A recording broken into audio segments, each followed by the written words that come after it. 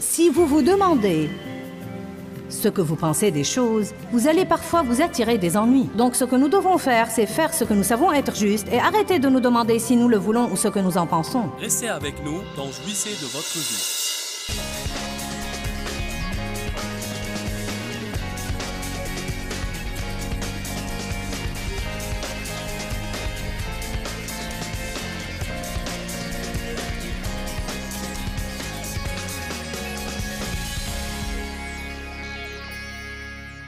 Allez à 1 Corinthiens chapitre 3, verset 1. Nous allons parler ce matin des chrétiens émotionnels. Le diable œuvre beaucoup à travers nos émotions.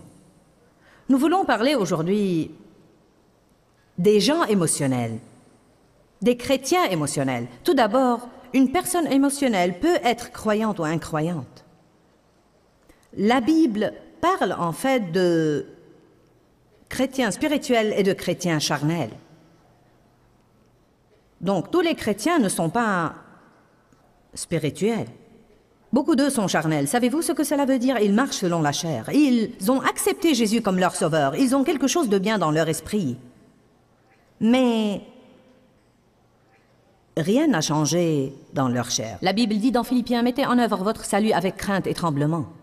Cela veut dire coopérer avec le Saint-Esprit pour faire en sorte que cette bonne chose qui s'est passée en vous commence à se frayer un passage à votre esprit, à votre volonté, à vos émotions, puis qu'elle commence à envahir votre comportement et votre façon de parler, votre façon d'agir et disposer de votre argent. Qui sait que notre christianisme doit envahir notre vie pratique de tous les jours, sinon il n'a pas beaucoup de valeur. Peut-être que vous voulez éviter l'enfer, mais vous n'allez pas empêcher les autres d'y aller. Paul a dit que nous devons être des lettres vivantes lues de tous les hommes. Cela veut dire que les gens lisent notre vie, ils nous surveillent, ils surveillent notre comportement et lisent nos vies. L'apôtre Paul avait beaucoup à dire aux chrétiens charnels. Je vous ai dit la veille que dans la Bible, à commencer par 1 Corinthiens chapitre 2 verset 13, je pense que je vais prendre le temps de le lire. 1 Corinthiens 2 verset 13. Et nous n'exposons pas ces vérités dans le langage qu'enseigne la sagesse humaine, mais dans celui qu'enseigne l'Esprit, exprimant et interprétant les vérités spirituelles en un langage spirituel, à ceux qui possèdent le Saint-Esprit. Mais l'homme naturel, non spirituel, maintenant qui est l'homme naturel non spirituel? C'est la personne qui n'est pas sauvée et qui marche selon la chair. L'homme naturel non spirituel n'accepte ni reçoit ni admet dans son cœur les dons et les enseignements et les révélations de Dieu, car ils n'ont aucun sens pour lui. Un homme naturel ne comprend pas quand vous essayez de lui parler de Dieu, car ça ne l'intéresse pas, ça ne lui dit rien, c'est comme une folie pour lui. C'est comme, eh bien, pourquoi vouloir croire à quelque chose qu'on ne peut même pas voir? Il ne peut, son esprit, son cœur n'a pas pris vie. Donc il ne peut connaître les choses spirituelles, car les choses spirituelles sont discernées spirituellement. Mais l'homme spirituel, verset 15, l'homme spirituel, nous avons parlé de l'homme naturel, maintenant nous parlons de l'homme spirituel. L'homme spirituel est le chrétien, le croyant régénéré qui marche selon l'esprit, et non quelqu'un qui a prié la prière du pécheur et qui va à l'église, mais quelqu'un qui marche selon l'esprit. Combien de vous ont déjà appris qu'il ne suffit pas d'aller à l'église pour 45 minutes le dimanche matin pour marcher dans la victoire? C'est pratiquement un engagement à plein temps. Mais l'homme spirituel, voilà comment agit l'homme spirituel. Il juge de tout, il examine, vérifie, se renseigne, met en doute et discerne toutes choses. Pourtant, il n'est lui-même jugé par personne. Il peut interpréter la signification de toutes choses, mais personne ne peut le discerner ou l'estimer ou le comprendre comme il faut. Donc, il dit là que l'homme spirituel ne marche pas selon sa chair, il ne marche pas selon ce qu'il sent ou ce qu'il pense ou ce qu'il veut, mais qu'il discerne les choses. Il les discerne par l'esprit. En d'autres termes, l'homme spirituel n'agit pas sur un coup de tête et « Wow !» Mais il va d'abord vérifier tout là-dedans pour voir si c'est la bonne chose. Que disait l'apôtre Paul? Dans plusieurs situations, il disait « Mon esprit témoigne que cette chose que je fais est bonne. » Nous devons croître jusqu'au point où nous ne faisons pas les choses, où nous ne faisons pas ce que font tous les autres, ou ce dont nous avons besoin, ou ce que suggère quelqu'un. mais nous devons voir si notre esprit est témoin. Ce n'est vraiment pas une chose compliquée une fois que vous vous y habituez. Vous croissez à un point où vous faites plus attention à ce qui se passe là-dedans qu'à ce qui se passe là-haut. Vous pouvez être en train de dire quelque chose et vous commencez à vous sentir gêné là-dedans et vous comprenez que cela veut dire arrêter. Vous pouvez être en train de vous apprêter à acheter quelque chose et vous vous sentez gêné là-dedans et vous reculez.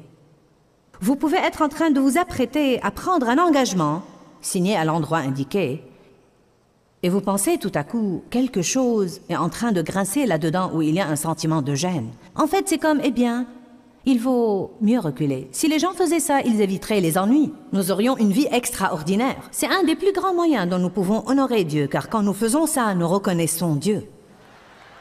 La Bible dit, ne t'appuie pas sur ta sagesse ou ton intelligence, mais sache reconnaître Dieu dans toutes tes voies, et lui dirigera tes pas. Par conséquent, dans toutes les choses que nous faisons, même quand je prêche, je viens avec un message, mais je vous dis que quand je prêche, si je commence à avoir n'importe quel sentiment là-dedans, que ce n'est pas bien, ou si je sens que la direction que je prends n'est pas bonne, non mais je change et vous ne saurez jamais ce que j'ai fait. Nous l'appelons entendre de Dieu. Pour certains, ça semble vraiment inquiétant. C'est comme, eh bien, je n'ai jamais entendu de Dieu. C'est parce que vous ne faites pas attention. Peut-être qu'on ne vous a jamais enseigné cette chose de discerner ce qui se passe dans votre esprit. Alléluia. J'en suis au point maintenant, et probablement beaucoup de vous aussi, où je peux savoir quand je suis spirituellement affamé. Je le sais. Je sais quand j'ai besoin de passer un moment avec Dieu, quand j'ai besoin de la parole et autre chose aussi. J'en suis maintenant arrivé au point où je n'ai plus cette dose prescrite de temps, où, d'accord, je vais me fixer un temps et je vais faire ça pour 1 heure. Ce n'est pas mauvais pour commencer, mais je ne pense pas que c'est là que Dieu veut nous voir finir, car je n'aimerais pas que mes enfants viennent et me disent « D'accord, il est 9 heures, on reste jusqu'à 10 heures, discutons. » Vous savez comment nous sommes, nous nous fixons un temps. Eh bien, 45 minutes maintenant, que vais-je faire? Je me suis engagée à 1 heure. J'en suis au point maintenant où je peux savoir quand je suis rassasiée. Je sais quand je suis spirituellement rassasiée. Tout d'un coup, j'aurai ce sentiment de satisfaction. Vous savez comment vous êtes quand vous mangez. C'est vraiment ce que nous devons faire. Nous devons passer des moments avec Dieu quand nous sommes spirituellement affamés, c'est-à-dire assez régulièrement, et tenir bon jusqu'à la satisfaction, et ne pas traîner avec un quart de réservoir opérant sur les vapeurs tout le temps, et nous débrouillant à peine. Allez au chapitre 3, verset 1. Là, Paul commence à parler du chrétien charnel. Il a parlé de l'homme spirituel, de l'homme non spirituel, et il parle maintenant du chrétien charnel. Pour moi, frère, je n'ai pu vous parler comme à des hommes spirituels, mais comme à des hommes non spirituels, charnels, dans lesquels la nature charnelle est prédominante. Il parle à l'église de Corinthe, qui a été baptisée dans le Saint-Esprit, parlée en langue et opérée dans les dons de l'Esprit. Allez maintenant. Ce n'est pas parce que vous avez eu une expérience avec Dieu que ça vous rend mûr. À moi non plus. Ce n'est pas aussi simple que ça. Vous pouvez citer des chapitres entiers de proverbes et de psaumes et ne pas être mûr. Vous pouvez être des piliers de l'Église et ne pas être mûr. Vous pouvez être prédicateur ou diriger l'école du dimanche et ne pas être mûr. Il dit, je ne peux même pas vous prêcher de la façon dont je veux prêcher. Je ne peux même pas vous prêcher des messages qui sont de la nourriture solide. Je dois continuer à vous donner du lait, car vous ne pouvez pas supporter les autres trucs. Je n'ai pu vous parler comme à des hommes spirituels, mais comme à des hommes non spirituels et charnels, en qui la nature charnelle est prédominante encore. Comme à des petits-enfants dans la nouvelle vie en Christ, encore incapables de parler, comme dit la Bible amplifiée. Si vous n'avez pas cette version, laissez-moi le dire à nouveau. Elle dit « incapable de parler ». Que veut dire cela? Paul dit « vous êtes incapable de parler ». Eh bien, ils pouvaient parler, mais savez-vous ce qui se passait? Parce qu'ils étaient charnels et non spirituels, ils disaient toujours des trucs stupides. Vous vous rendez compte que quand nous opérons dans ce royaume charnel et émotionnel, nous allons toujours dire des tas de trucs que nous ne devons pas dire. Et ça va en fait nuire au plan de Dieu pour notre vie. Une des pires choses au monde qu'une personne puisse faire, c'est de dire des choses négatives sur elle-même ou des choses négatives sur son propre avenir. Rien de bien ne va jamais m'arriver. Je suis stupide. C'est vraiment une des pires choses que vous puissiez faire, car Dieu a un bon plan pour votre avenir. Il a déclaré qu'il a décidé de nous considérer comme justes devant lui et il nous change et œuvre en nous afin que le Saint-Esprit qui est en nous nous fasse accéder à de plus hauts niveaux de perfection. Et le fait d'utiliser nos propres bouches pour abaisser ceux pour lesquels Dieu a envoyé Jésus pour mourir est terrible. Mais les gens font ça tout le temps. Pourquoi? Par émotion, car ils sont bouleversés. Verset 2. Je vous ai donné du lait, non de la nourriture solide, car vous ne pouviez pas la supporter, et même à présent, vous ne le pouvez toujours pas. Vous êtes encore non spirituel, ayant la nature de la chair, car vous êtes sous l'emprise des impulsions ordinaires. C'est ce que dit la Bible amplifiée. Vous êtes sous l'emprise des impulsions ordinaires. Que voulait-il dire? Vous agissez selon vos émotions. Vous agissez impulsivement. Vous dites ce que vous avez envie de dire. Vous faites ce que vous sentez. Vous laissez vos émotions gouverner. Car tant qu'il y a jalousie et querelle parmi vous, vous êtes non spirituel et charnel. Un des moyens les plus rapides pour détecter un chrétien charnel, c'est qu'il provoque les conflits et il est en conflit. Il est mécontent, il est insatisfait, il parle des gens, il est offensé, il n'a pas de paix dans sa vie. Vous savez, pour trouver quelqu'un de vraiment spirituel, vous devez regarder à huis clos. Ce n'est pas ce que nous voyons quand nous allons à l'église, mais c'est ce qui se passe dans l'intimité à huis clos. Ce n'est pas pour condamner, mais pour dire que nous devons vraiment faire bien attention à ce qui se passe dans notre vie privée. Amen. Nous devons réaliser que nous ne cachons rien à Dieu. Pouvez-vous dire ça ce matin? Je ne cache rien à Dieu. Il est l'œil tout voyant qui voit toutes les choses. Une des meilleures décisions que nous pouvons prendre, c'est d'apprendre à vivre devant Dieu comme s'il nous regardait tout le temps. Ne vivez pas devant les gens pour impressionner les gens, mais vivez devant Dieu. Alléluia. Les chrétiens charnels font ce qu'ils veulent et disent que c'est la volonté de Dieu. Ils disent ce qu'ils pensent et ils croient qu'ils ont raison parce qu'ils n'ont aucune modestie, aucune humilité dans leur vie. Ils dépendent des émotions, c'est-à-dire que leurs actions se basent sur les sentiments plutôt que sur une décision. Je me demande combien de gens, quand ils sont allés se coucher la veille, allaient venir ce matin, mais ne l'ont pas fait quand ils se sont réveillés. Qu'en pensez-vous? Je me permettrai de dire qu'il n'y aurait pas eu assez de place pour eux ici. Les gens qui, la veille, en allant se coucher, ont pensé « je vais aller à cette réunion ». Peut-être que certains étaient là, peut-être qu'ils n'étaient pas là. Je vais sûrement venir demain. Mais ils se sont réveillés ce matin et ils n'ont pas senti.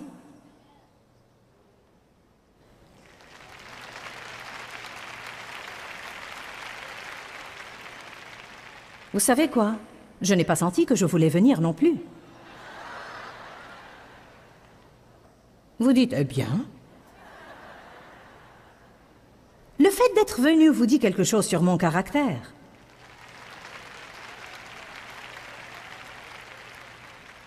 Pourquoi n'as-tu pas eu envie de venir? Tu ne nous aimes pas? Ça n'a rien à voir, j'étais fatiguée. Nous avons tous des corps. Franchement, beaucoup de vous n'avez pas envie de venir non plus quand vous vous êtes réveillés ce matin. Heureusement qu'il y a quelques personnes qui ont, dans une certaine mesure, appris à vivre au-delà de leurs sentiments, mais nous pouvons faire mieux. Amen, nous pouvons faire mieux. La Bible dit, si vous semez pour l'esprit, vous récolterez de l'esprit. Vous allez récolter, car vous avez pris décision, décision, décision, décision, décision. Vous avez pris une décision et vous avez persévéré. Et plus tard, vous allez récolter de bonnes choses de votre décision. Peut-être que pour cet après-midi, l'ennemi a prémédité une grande chose pour vous, où il envisage de vous entraîner dans une grande situation conflictuelle, mais parce que vous avez écouté la parole, quand vous allez sentir que ces émotions commencent à décoller, vous n'allez pas monter à bord et les suivre.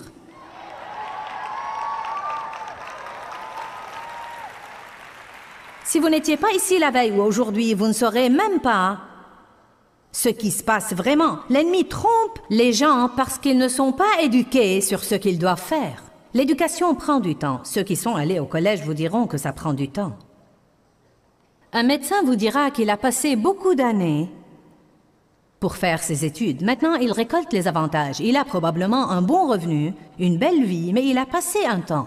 Et quiconque veut être un chrétien puissant et victorieux et avoir des exaucements dans sa vie ne va pas avoir à investir son temps à être mené par ses propres idées et sa volonté. Il va avoir à investir du temps.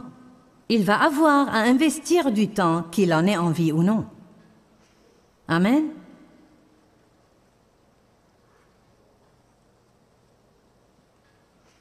Une personne émotionnelle se fie trop aux sentiments. Elle donne beaucoup d'importance aux sentiments. C'est merveilleux d'avoir des sentiments pour nous appuyer. Et ça arrive parfois, mais parfois ça n'arrive pas car ils sont changeants. Parfois, quand vous avez besoin que vos sentiments vous appuient, ils décident d'aller autre part. C'est très difficile pour une personne émotionnelle de croire ce qu'elle ne voit pas ou ce qu'elle ne sent pas. Amen. Par exemple, si elle ne sent pas la présence de Dieu, elle ne croit pas qu'il est là. Regardons Matthieu 28, 20 au rétroprojecteur.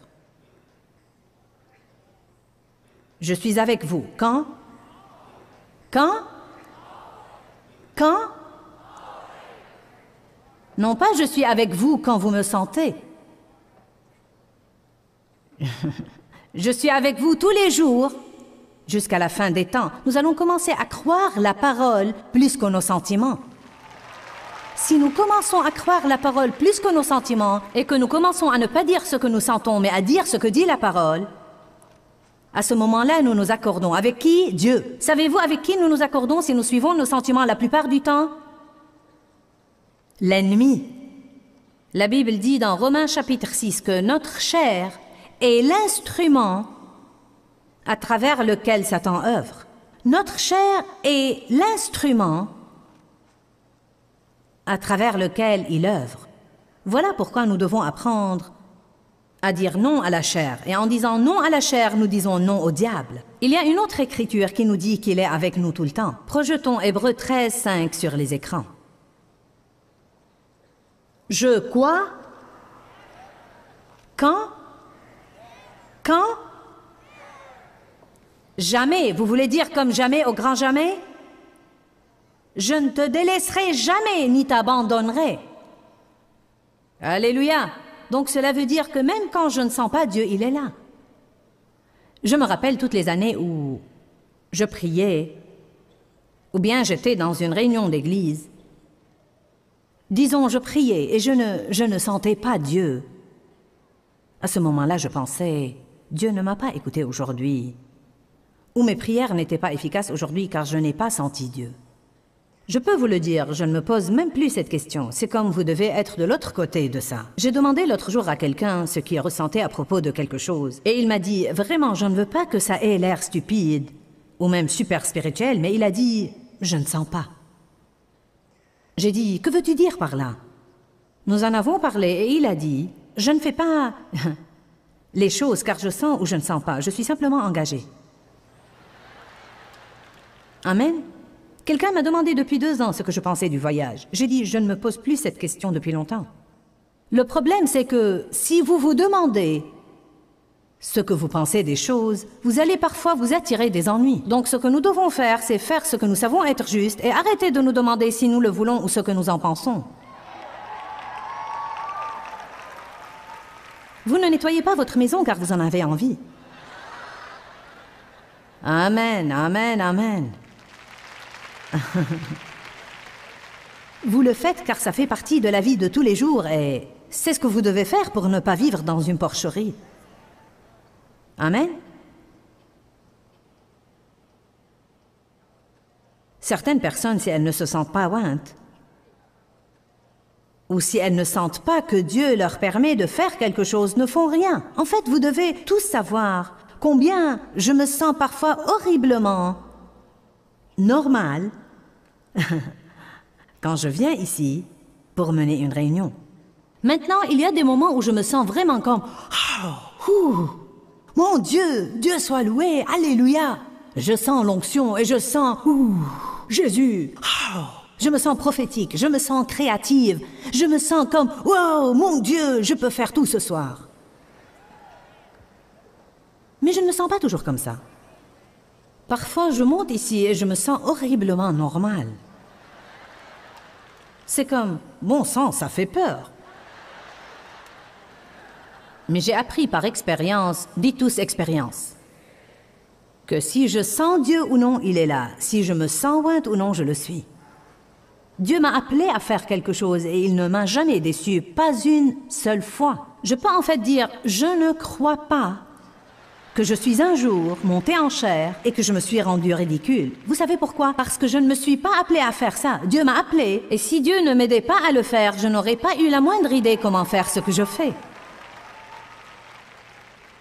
Donc ce n'est pas que je suis tellement intelligente, mais c'est que Dieu est avec moi et il me donne faveur. Tellement de gens ne font rien pour Dieu car ils attendent de sentir quelque chose.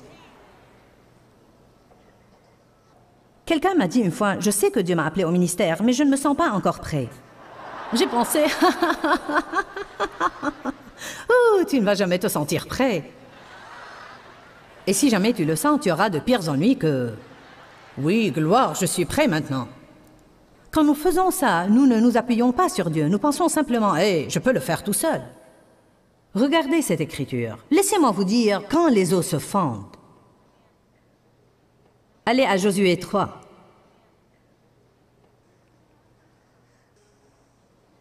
Regardez le verset 13. Dès que la plante des pieds des sacrificateurs qui portent l'arche du Seigneur de toute la terre se posera dans le Jourdain, les eaux se fendront. Maintenant, ils se dirigeaient vers le Jourdain. Et Dieu leur dit, je veux que vous marchiez vers cette rivière. Ils pensaient, qu'allons-nous faire quand nous y arriverons? Dieu, tu as dit que tu allais fendre ces eaux, mais je ne vois rien qui bouge là. Oh Dieu, nous nous approchons. Qu'allons-nous faire maintenant? Qu'allons-nous faire? La parole de Dieu est-elle vraie ou non? En fait, j'ai peur maintenant. Je ne vois rien se passer. Bonjour. Quand est-ce que les eaux se sont fendues? Quand ils ont mis leurs pieds dans l'eau. Allez maintenant. Quel merveilleux exemple! Je me demande combien il y a de gens qui restent à ne rien faire car ils attendent de sentir quelque chose ou de voir quelque chose avant de prendre l'engagement que Dieu veut qu'ils prennent. Je ne suggère pas de sauter stupidement et de dire « Dieu soit loué, je vais sauter au milieu de ça et puis Dieu va avoir à le faire réussir ». Il faut se servir de la sagesse. Je dis aux gens tout le temps, quand vous essayez d'entendre de Dieu, faites un pas et voyez ce que Dieu fait. S'il ouvre cette porte, il oint ce pas. Puis au bon moment, faites un autre pas et faites un autre pas. Pour répondre à, suppose qu'ils ont marché dans le Jourdain et rien n'est arrivé, et ils ont fait un autre pas et rien n'est arrivé, je crois que le temps que l'eau arrive là-haut, vous aurez peut-être à prendre une autre décision. Décision, décision, décision. Elles sont certainement une grande partie de la vie. Prenez la décision de marcher selon l'esprit et non selon la chair. Le fait de prendre des décisions selon nos sentiments peut engendrer des résultats désastreux dans notre vie. Je vous conseille de laisser les émotions se calmer avant de décider. Vous savez, nous voulons tous la stabilité. Je la veux dans ma vie et je veux que les gens autour de moi soient capables de compter sur le fait que je suis une personne stable. N'oubliez pas qu'il y a la vie dans la parole de Dieu. Nous vous aimons et nous attendons impatiemment de vous revoir bientôt. Quand, Seigneur, quand? Dans ce livret, Joyce Meyer vous apprend à faire confiance au temps de Dieu. Pour obtenir ce livret gratuitement, écrivez-nous à Joyce Meyer, boîte postale 40095-6300, Larnaca, Chypre. Ou bien visitez notre site web www.joycemeyer.org/fr.